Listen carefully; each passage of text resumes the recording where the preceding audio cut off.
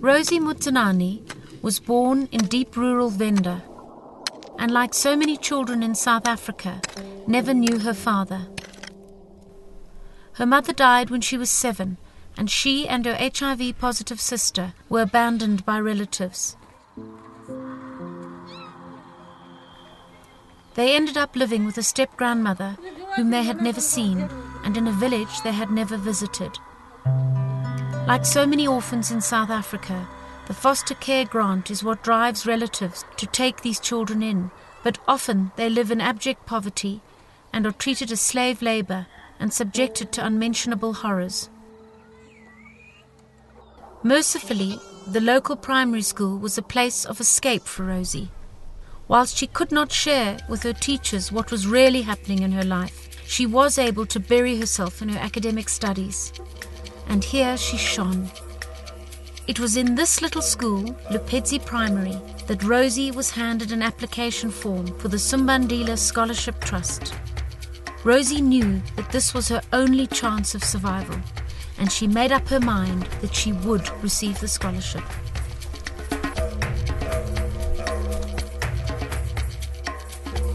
Over 600 applications made their way to the doors of Ridgeway College, and an undernourished and undersized Rosie, dressed in her ragged boy's uniform, made it to the final 10. No, I want them. I want to form a relationship with them. Okay, you can go from the room. It doesn't leave. Yes. Okay, just send your friend towards her. She's amazing.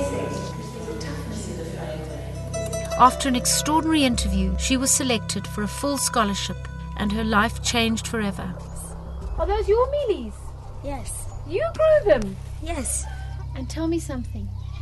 Why do you think I've come to visit you? I think that I win the Sumbandila Scholarship.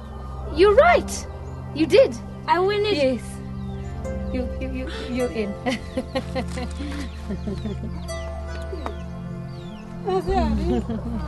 You see, you thought right, hey? A year of traumatic transitions between two very different worlds followed, and it soon became clear that Rosie was not safe in her home environment. Rosie was removed by social workers from the care of her step-grandmother and now resides permanently at Ridgeway College. A few years later, her emaciated sister was admitted to intensive care for the 3rd time, and this prompted her removal from the village, and she now lives in a shelter for AIDS orphans at Vuchuli Mountain School.